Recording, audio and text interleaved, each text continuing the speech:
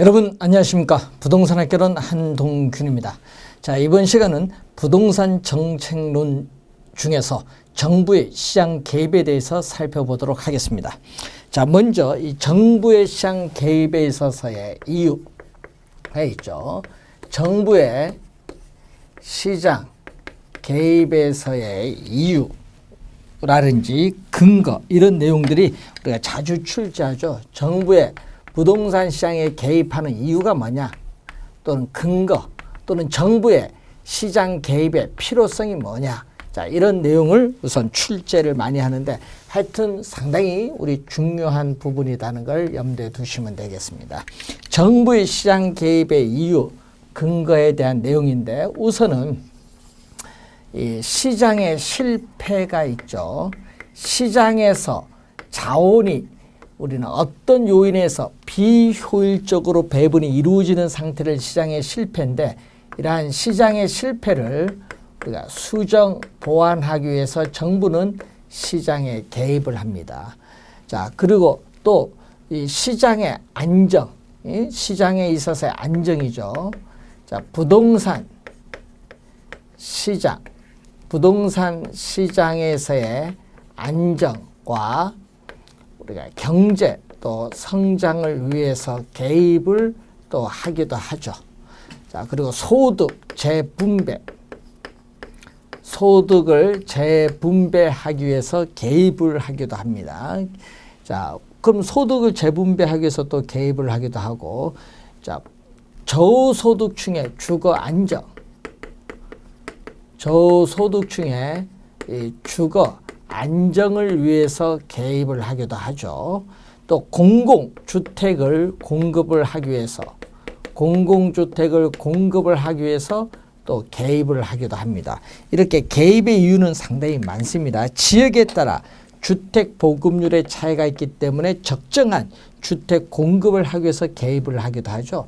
자, 개입의 이유가 상당히 많다는 걸 염두에 좀 두시고, 자, 이 시장에 실패가 발생하는데 이 시장의 실패의 원인을 보게 되면은 우선은 규모의 경제가 작용하는 경우죠.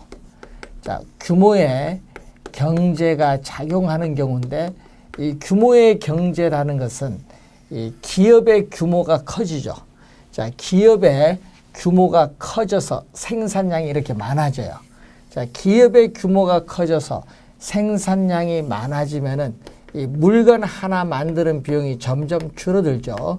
제품을 하나 만드는 데 드는 비용을 평균 비용이라고 하는데, 이 평균 비용 곡선이 이렇게 체감을 하죠. 이 체감하는 이런 경우에 우리는 규모의 경제라고 합니다. 그러면은 우선 과다 생산이 되면서 시장에서 시장의 실패가 발생하죠. 그래서 규모의 경제가 작용함으로써 우리는 이 비용 체감 산업이 존재를 하죠. 그래서 비용 체감 산업이 존재함으로써 자연 독점이 됨으로써 우선 시장에 실패가 발생합니다. 자, 독점은 기업이 하나인 거고, 과점은 소수의 대기업이죠. 이 독과점 기업이 존재한다. 이 독과점 기업, 불안정 경쟁 기업이 존재하면은 완전 경쟁 시장에서보다 생산량은 적고 가격은 비싸기 때문에 시장에 실패가 발생하죠.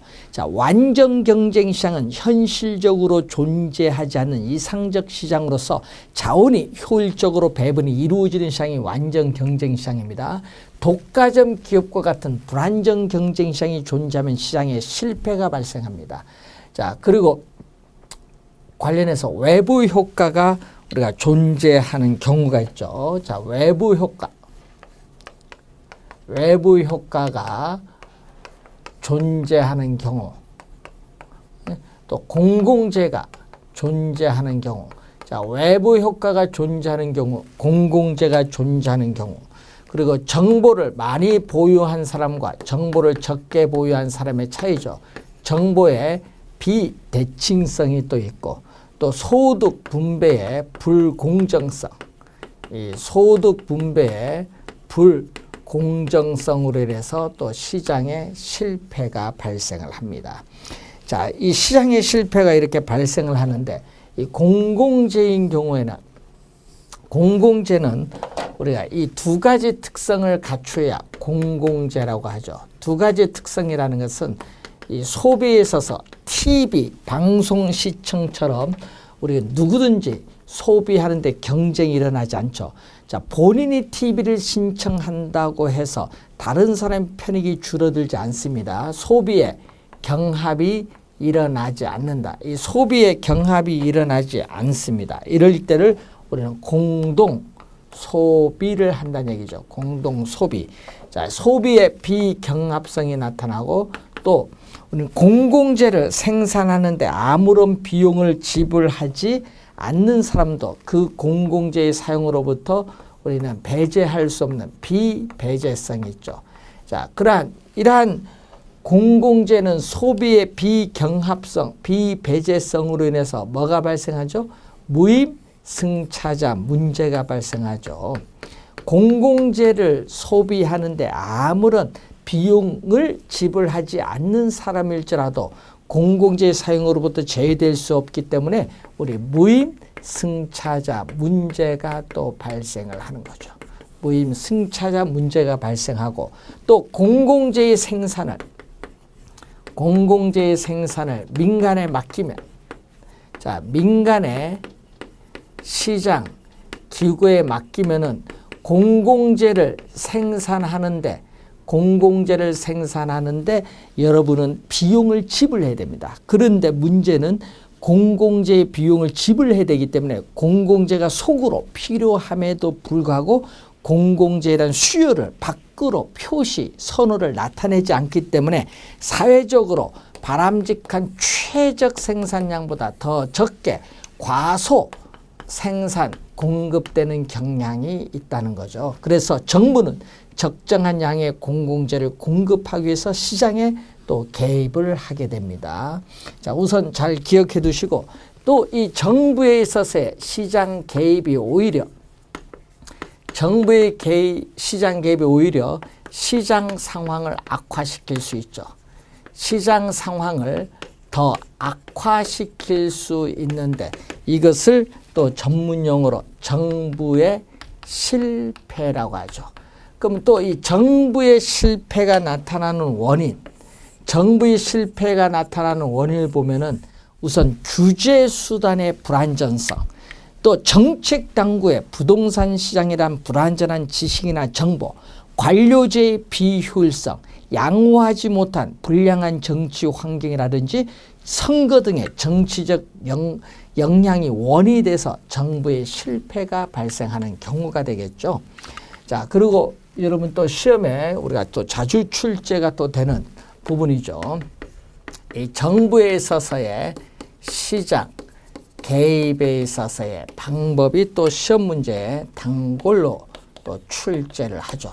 자, 또 시험 문제에 또 상당히 중요한 또 부분입니다. 정부에 있어서의 시장 개입의 방법이죠.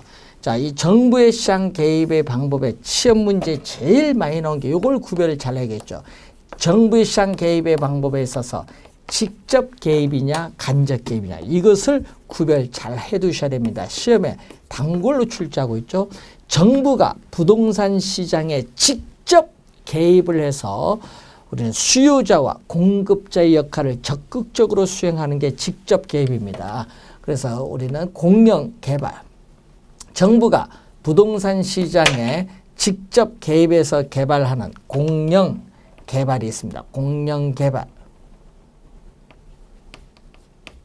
공영개발이 있고, 자, 그리고 또 토지 수용이 있겠죠.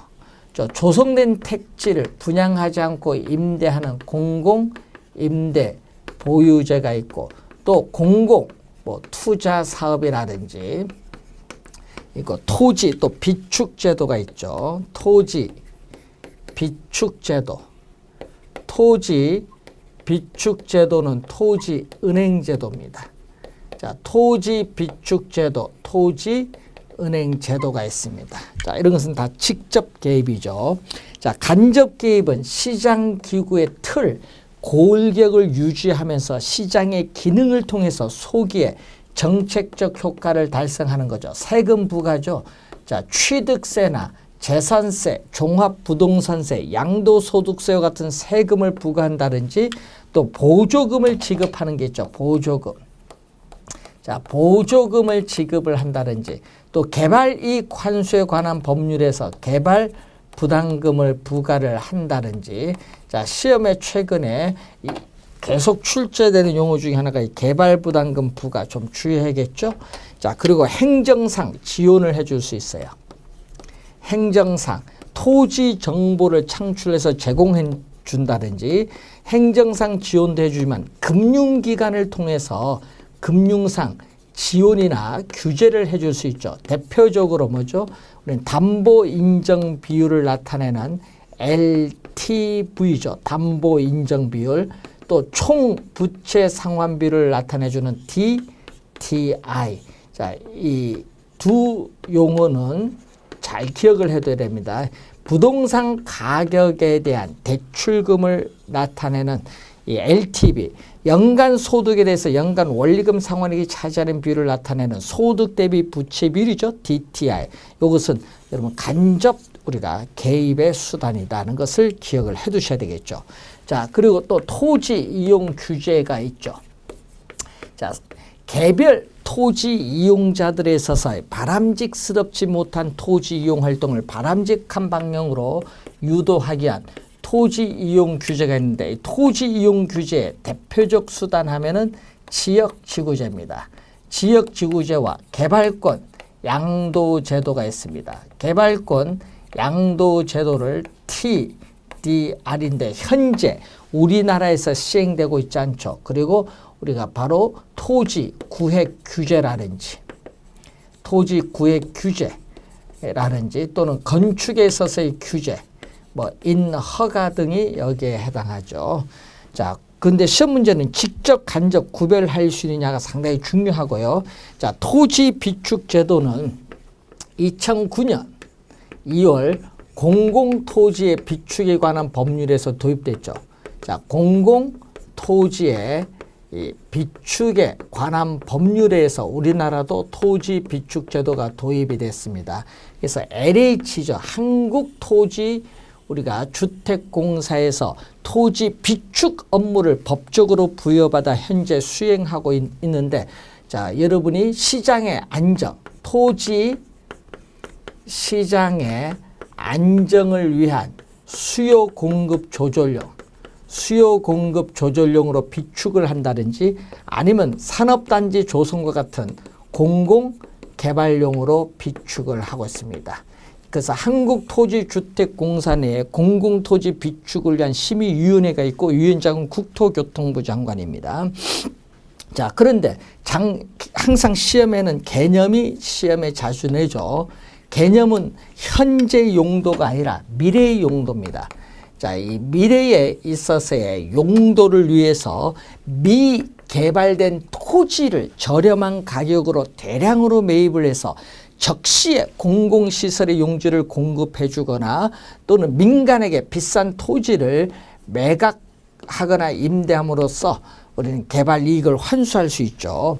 자, 그래서 우선은 또 개발 이익, 민간에게 비싼 가격으로 매각 또는 임대함으로써 개발 이익을 환수할 수 있고 또 적시에 공공시설의 용지를 공급해 줄 수 있죠.